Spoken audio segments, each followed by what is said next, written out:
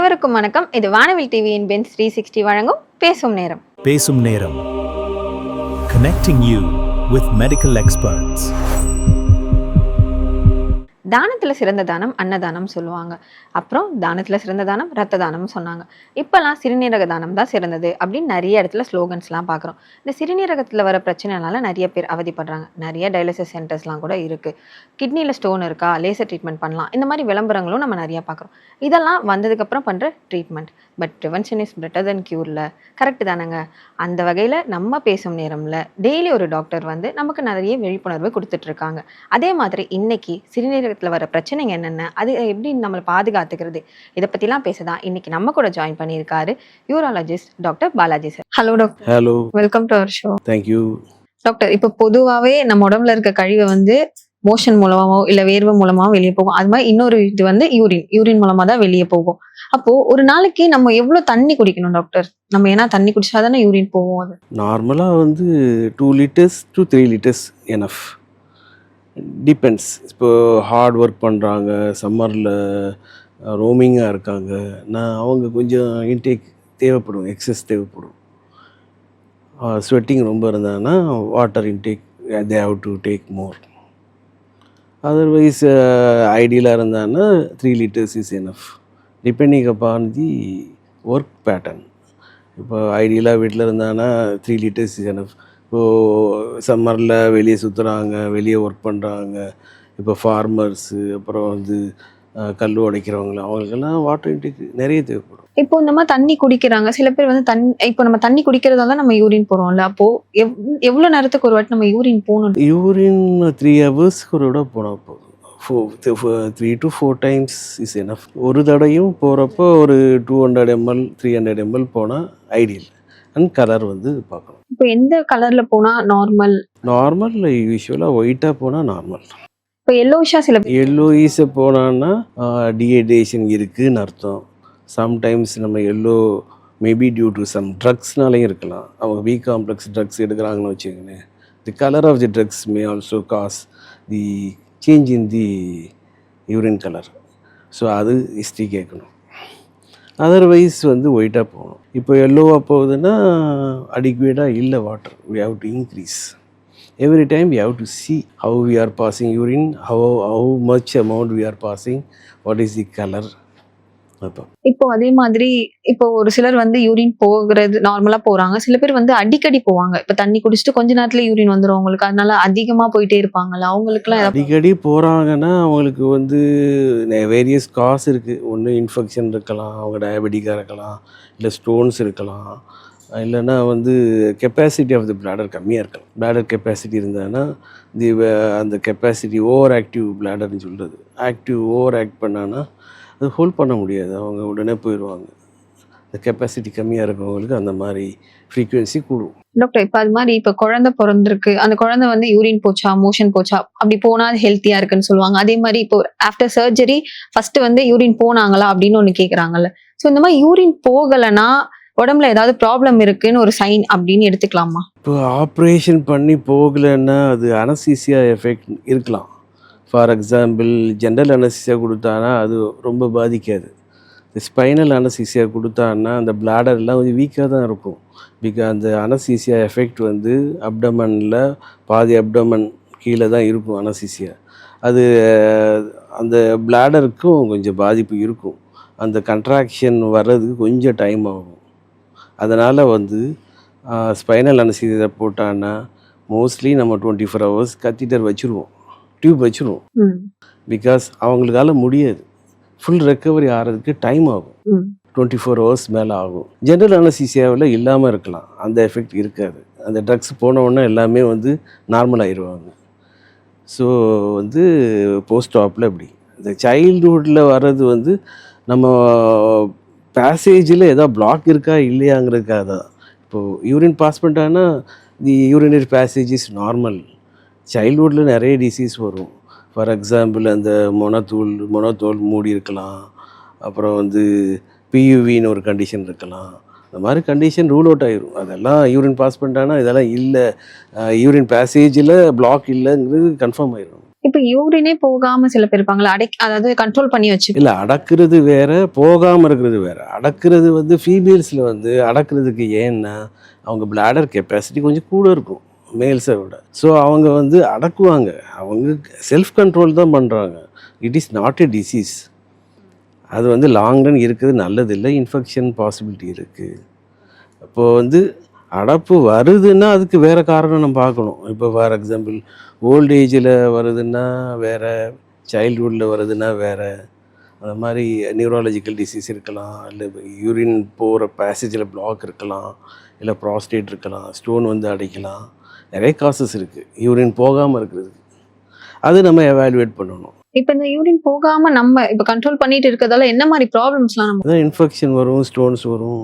Doctor? அப்ப நீங்க சொல்றத பார்த்தா இப்ப யூரின் சில பேர் போறதுக்கே லேசியா ஃபீல் பண்ணுவாங்க, இப்ப போகணுமே அப்படின்லாம் இருப்பாங்க. இந்த மாதிரி வரலன்னும் போது அது ஈஸியா விட்டுட்டு போகாம இருப்பாங்கல்ல, அந்த மாதிரி இல்லாம யூராலஜிஸ்ட போய் கண்டிப்பா பார்க்கணும்னு இருக்குல்ல?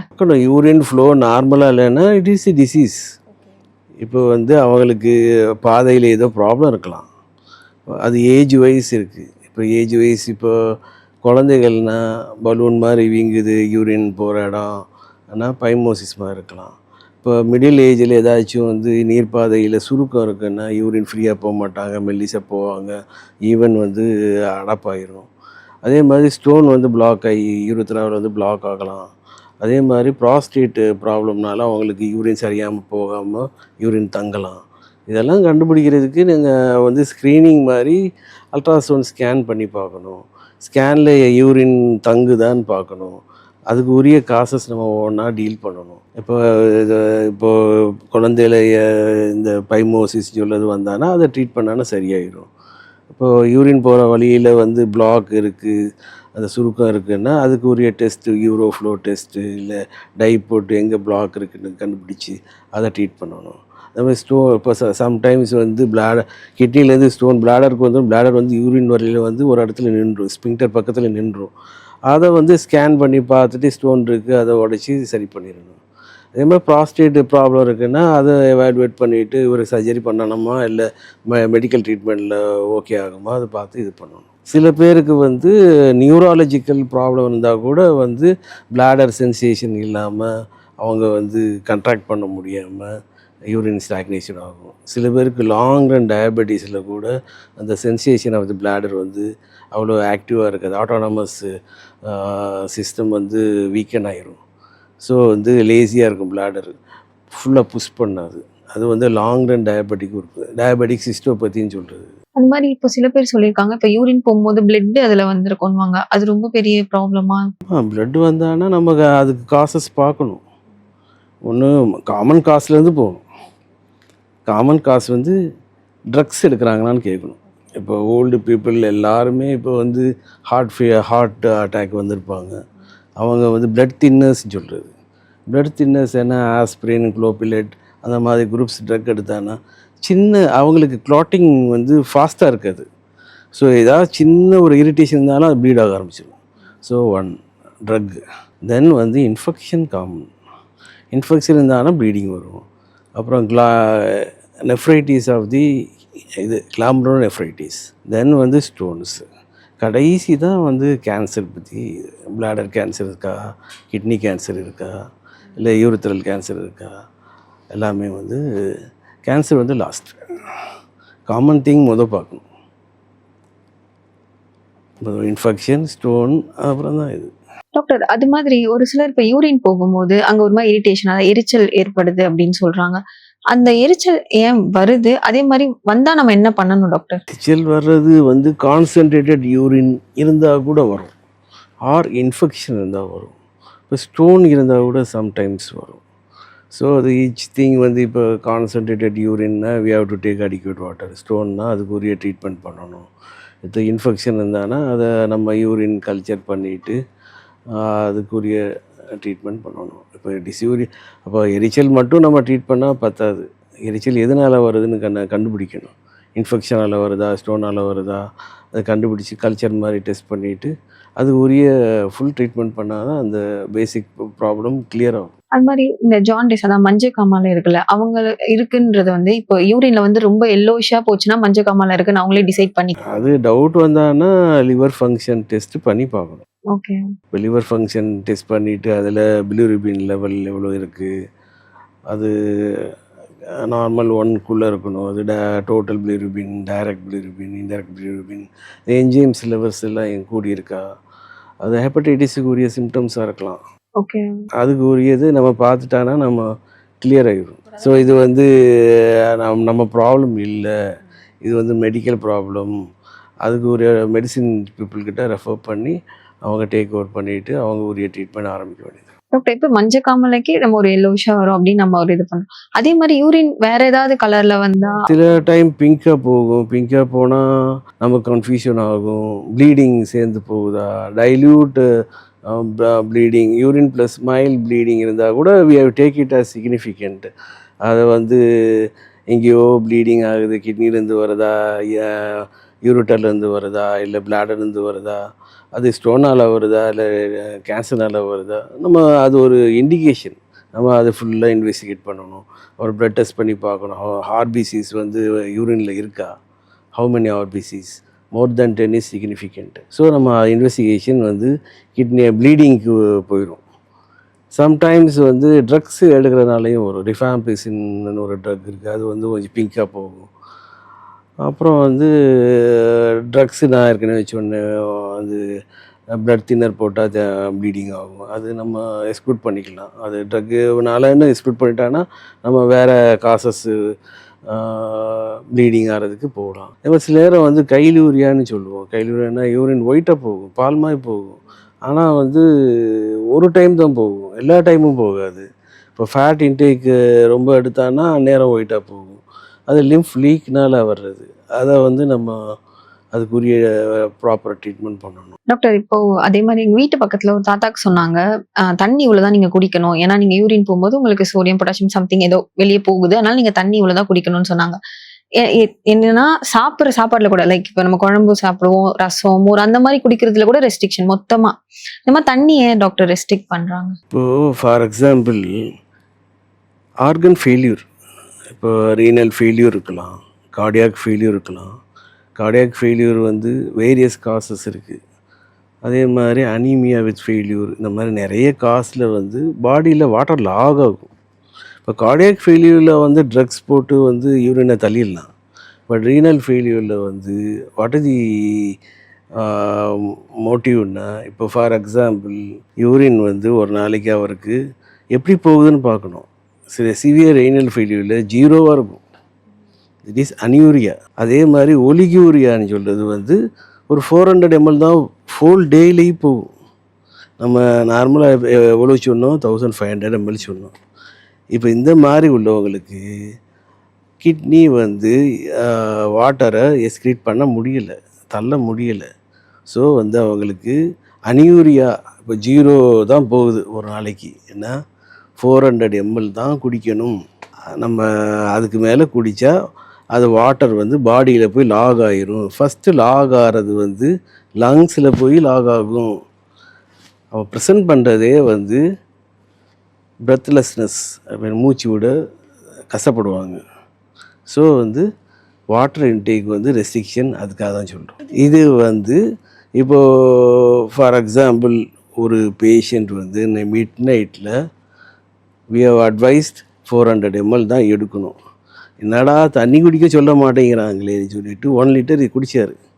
நைட்டு வந்து அவருக்கு டயாலிஸ் பண்ணணும், உடனே பண்ண முடியலை, patient died. Dialysis water log ஆகி அவர் ஆக்சிஜனேஷன்லாம் குறைஞ்சி அவர் மூச்சு விடவே கஷ்டப்பட்டு அவர் ஒன்றுமே பண்ண முடியல. டயாலிஸ் டெக்னீஷியன் அரேஞ்ச் பண்ணுறதுக்குள்ளே ஹி டைடு.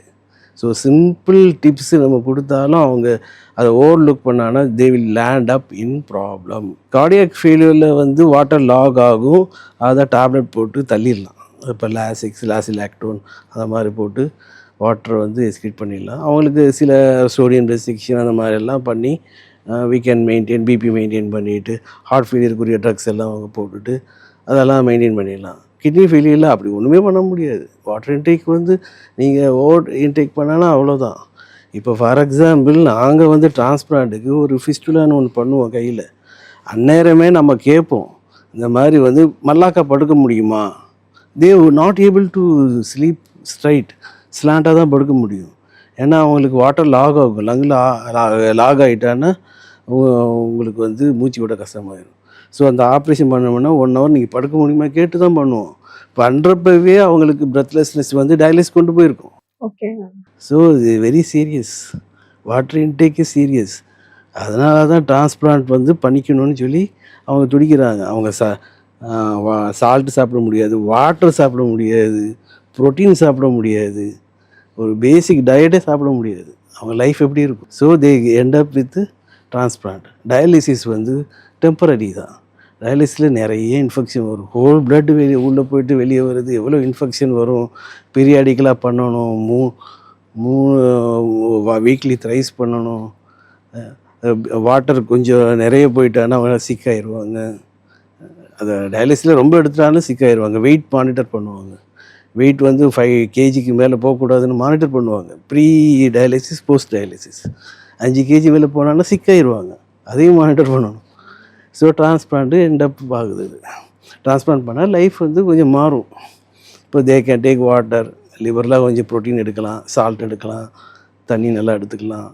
லைஃப் கொஞ்சம் மாறும். பட் ட்ரக்ஸ் வந்து மெயின்டைன் பண்ணணும். இம்யூனோ சப்ரசன்ஸ் மெயின்டைன் பண்ணணும். இது இந்த மாதிரி ப்ராப்ளம் வந்து ஓல்டு அதான் வயசானவங்களுக்கு தான் வருமா இல்ல? ஓல்டுனா மோஸ்ட்லி இப்போ க்ரானிக் டயபெட்டிக்கோட கார்டியாக் ஃபெயிலியர் ஆகிருக்கும். ஹைப்பர் டென்ஷன் லாங் ரனில் போய் ஃபெயிலியர் ஆகிருக்கும். மோஸ்ட்லி கார்டியாக் ஃபெயிலியர் தான் ரொம்ப வரும். லாங் ரன் டிசீஸில் கார்டியாக் ஃபெயிலியர் வந்து அவங்க வாட்டர் லாக் ஆகலாம். பாடியில் எங்கே வேணாலும் லாக் ஆகலாம். அவங்களுக்கு எல்லா இடத்துலையும் லாக் ஆகும். காலில், லங்கில், எல்லா இடத்துலையும் லாக் ஆகும். ஸோ அதாவது மெடிசன்ஸ் இது பண்ணிக்கலாம். அவங்க மோஸ்ட்லி அந்த எலக்ட்ரைட்ஸ் வந்து சோடியம் ரெஸ்ட்ரிக்ட் பண்ணுவாங்க. சிறுநீரக பிரச்சனை பத்தி டாக்டர் கிட்ட நீங்க நிறைய கேட்டோம். ஆனா எனக்கு யூரினரி இன்ஃபெக்ஷனை பத்தி தெரிஞ்சுக்கணுமே, அதை பத்தி இவங்க எதுவுமே கேட்கலையே அப்படின்னு நீங்க நினைக்கிறது எனக்கு இங்க கேக்குது. கவலைப்படாதீங்க, நாளைக்கு அதை பத்தி டாக்டர் கிட்ட கேட்கலாம். So stay tuned with Benz 316 பேசும் நேரம்.